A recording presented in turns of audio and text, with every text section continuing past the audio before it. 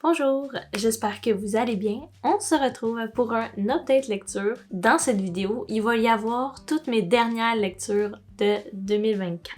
J'ai 6 livres à vous parler.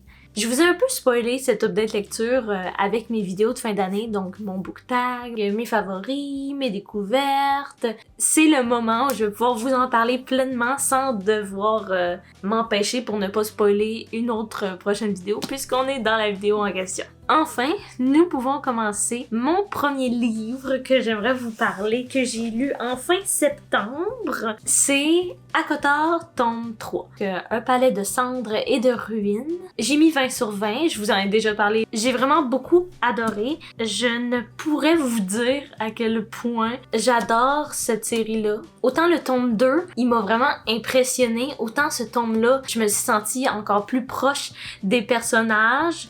J'ai eu beaucoup d'émotions. Le tiers, ou à partir un peu de la moitié, c'est la guerre. Je suis pas sûre à 100%, je me rappelle plus exactement. Un peu plus de stratégie, il y a des revirements de situation, il y a des morts. Vers la fin, j'ai pleuré. Je ne dirai pas pourquoi. J'ai eu beaucoup d'émotions. Je n'ai jamais autant pleuré pour un livre de toute ma vie. Ça m'a extrêmement touchée. J'ai pleuré de vraies larmes pour un personnage. C'était absolument incroyable. Je suis vraiment très contente d'avoir lu ce tome-ci. Je le mettrais 20 sur 20 pour différentes raisons que le tome 2. Le tome 2, c'est un revirement de situation. On apprend à connaître des personnages. On s'attache. Dans ce tome-ci, on se rapproche des personnages. C'est la guerre. Et c'est aussi beaucoup parce que j'ai pleuré. Mais je sais pas ce qui se passe avec cet univers. Rien ne m'ennuie de cet univers. Comme si je regardais un film, mais je lis et tout se passe dans ma tête, j'arrive à voir les personnages, j'arrive à vivre avec eux.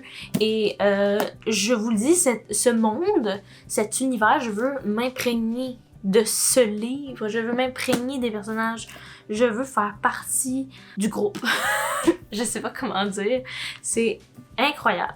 J'aimerais spécifier quelque chose, parce que je pense que c'est peut-être pertinent, parce que je ne le dis jamais dans mes vidéos. Les livres ACOTAR, Un palais d'épines de rose, Un palais de cendres et de ruines, Un palais de colère et de brume, bref, tous les ACOTAR, bref. J'aimerais juste le spécifier au cas où, c'est pas du jeunesse. Je pense pas qu'à 13 ans, on peut lire ACOTAR. Je pense qu'il faut de la maturité. Je pense que 16 ans, c'est un bon âge. Mais je mettrais pas des personnes de genre 12-13 ans à lire ça parce que je pense vraiment que pour comprendre, il faut une certaine réflexion, une certaine maturité pour comprendre les relations, les situations, les backgrounds des personnages et même pour comprendre tout.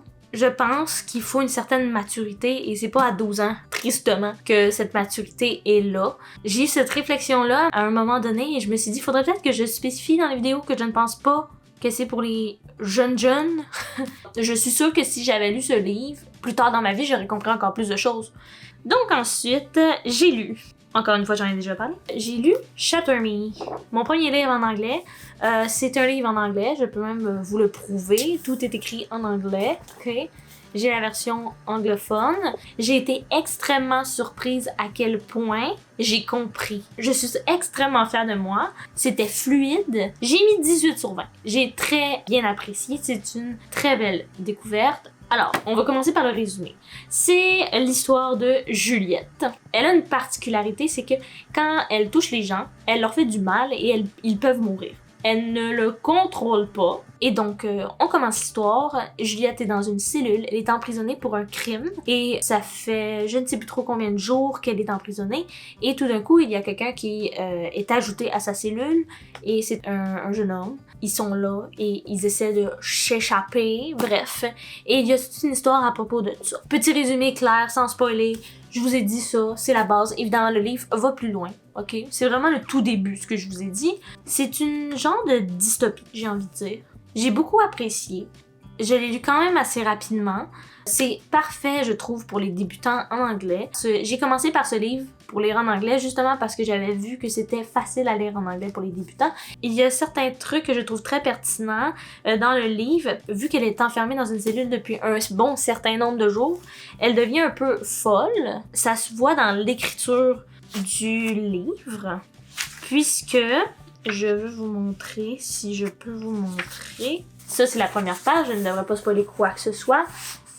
Il y a des phrases, des mots de barrés. C'est volontaire de l'autrice d'avoir mis des mots barrés, justement pour montrer le niveau de sa santé mentale au fur et à mesure du livre. Et ça, je trouve ça vraiment génial comme idée. C'est la première fois que je lisais un livre comme ça. Je sais pas si vous aviez deviné, mais il y a une romance. La romance a un très grand espace dans ce livre. Donc, si vous n'aimez pas la romance, sachez que ça se peut que ça vous énerve qu'il y ait beaucoup de romance là-dedans. C'est tout ce que j'avais à dire sur Chattermee. C'est vraiment une très bonne lecture. J'ai hâte de lire la suite. Il y a beaucoup de nouvelles, donc de petites nouvelles, donc de novellae, ça s'appelle en anglais. Donc, il y a beaucoup de petites nouvelles et il y a beaucoup de tomes. Donc, je m'embarque dans quelque chose d'énorme. J'ai bien apprécié et je recommande pour les débutants en anglais. C'est une très bonne lecture, je pense, pour commencer. Ensuite, j'ai lu L'Effet du Phénix, tome 2. J'ai beaucoup plus apprécié ce tome-ci que le premier. Le premier, j'ai eu beaucoup de misère à embarquer dans l'univers. Il m'a fallu un après-midi complet pour pouvoir embarquer. Mais ensuite, le tome 2, vu que je savais l'univers et que j'avais même des théories sur ce qui allait se passer, je lisais comme si de rien n'était. J'avais envie de le lire, c'est juste que j'avais pas le temps de le lire. Fait que c'est pour ça que ça a été plus long de le lire, parce que j'avais pas le temps, mais j'avais envie de le lire. Donc, fallait que je me trouve des petits espaces dans mon temps. Mais j'ai beaucoup apprécié. Si vous ne connaissez pas L'Effet du Phénix, c'est une petite trilogie jeunesse, il me semble, québécoise de fantasy. Donc, c'est l'histoire de deux fées, Toliko et Satria, qui sont un peu différentes de toutes les autres fées de leur clan. Et donc, on les suit dans leurs aventures, dans une quête, dans le tome 1, et ensuite, ça continue ici.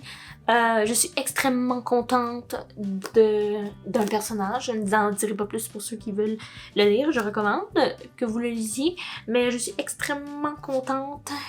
Juste dire, mes théories était vrai. J'ai mis 18 sur 20. Vers la fin, on sent que ce qui se passe, c'est pas fini. C'est pour ça qu'il y a un troisième tome. Il y a un nouveau personnage qui s'appelle... C'est quoi son nom? Marcus? Marcus. Au début, je ne l'appréciais pas et au fur et à mesure, je l'ai apprécié. Donc, petit à petit, on l'apprécie. Ensuite, j'ai lu un roman graphique, Lightfall, tome 2. J'ai lu beaucoup de tomes 2. C'est génial. C'est vraiment énorme. Ça a 300 pages. Presque 300 pages. 250 pages de dessins, d'aventures.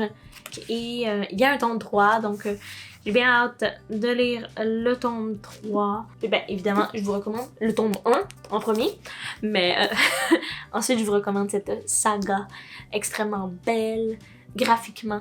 J'aime ça qu'on parle d'anxiété visuellement. C'est pas écrit qu'on parle d'anxiété, c'est pas écrit je fais de l'anxiété, mais on arrive à voir au travers et à comprendre que c'est de l'anxiété. En tout cas, moi, c'est ma vision des choses, c'est comme ça que j'ai réussi à comprendre. Peut-être que c'est pas ça le but, mais moi, j'ai compris que la petite Béa, elle fait de l'anxiété et qu'elle réussit à combattre tout ça, que des fois, elle a sûrement des crises de panique, des moments de panique et elle réussit malgré tout à essayer de se contrôler pour passer par-dessus. Lightfall tome 2, j'ai mis 18 sur 20, j'ai beaucoup apprécié. Donc ensuite, j'ai lu ACOTAR tome 3.5 ou tome 4, tout dépendamment comment vous voyez les choses. Comme je l'ai dit dans la vidéo précédente, je ne sais plus si c'est un tome 3 ou si c'est un tome 4. Donc ce tome-ci, Un palais de glace et de lumière, c'est, comme je disais précédemment, c'est un tome un peu d'après-guerre. C'est vraiment parfait à lire dans le temps des fêtes parce que ça a vraiment une ambiance Noël.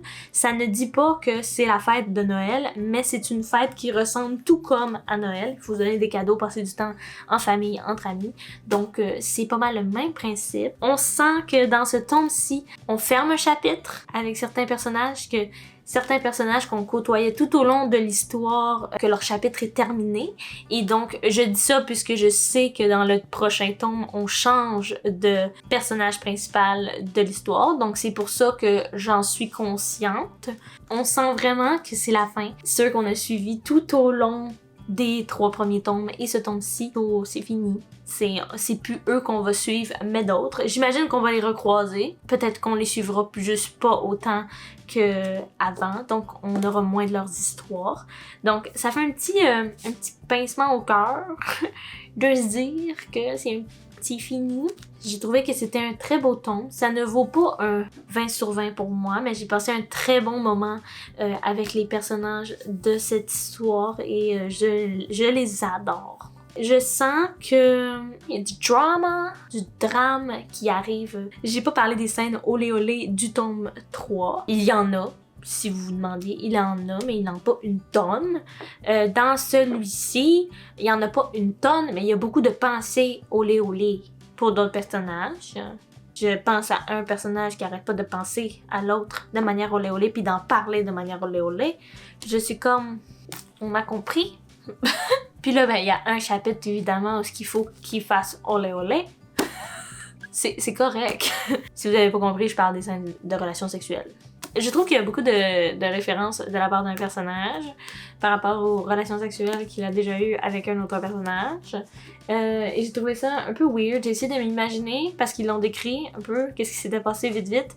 Puis j'ai essayé de comprendre dans ma tête comment ça s'est fait et j'ai pas compris comment ça s'est fait, mais ça, j'imagine que c'est juste ma tête. J'ai très bien apprécié tout de même. J'ai beaucoup aimé l'ambiance Noël. C'est rare, je ne lis pas vraiment des livres de Noël. À la fin, il y avait un extrait du prochain tome. Mais je l'ai pas lu au complet parce que j'étais comme un peu tannée. J'étais comme, tant qu'à faire, tant qu'à lire, là, je vais le lire quand je vais avoir le livre. C'est vraiment très long comme extrait. Donc, c'était ça pour un palette de glace et de lumière. Je recommande à Kotor. J'adore. Et ensuite, ma dernière lecture de 2024 a été Solo Leveling tome 3. J'ai l'impression d'avoir moins apprécié que les autres d'avant. J'ai mis 15 sur 20. Je réalise au fur et à mesure que je lis cette saga que je comprends pas les dessins. Quand il y a de l'action, je comprends pas ce qui se passe. Je sais pas si c'est moi le problème. Quand il y a de l'action, il y a beaucoup d'action, il y a beaucoup de scènes, je sais pas, de combat. Pas nécessairement de combat, mais d'affrontement, mettons. Et je ne comprends pas. Je comprends pas les dessins, je comprends pas ce qui se passe.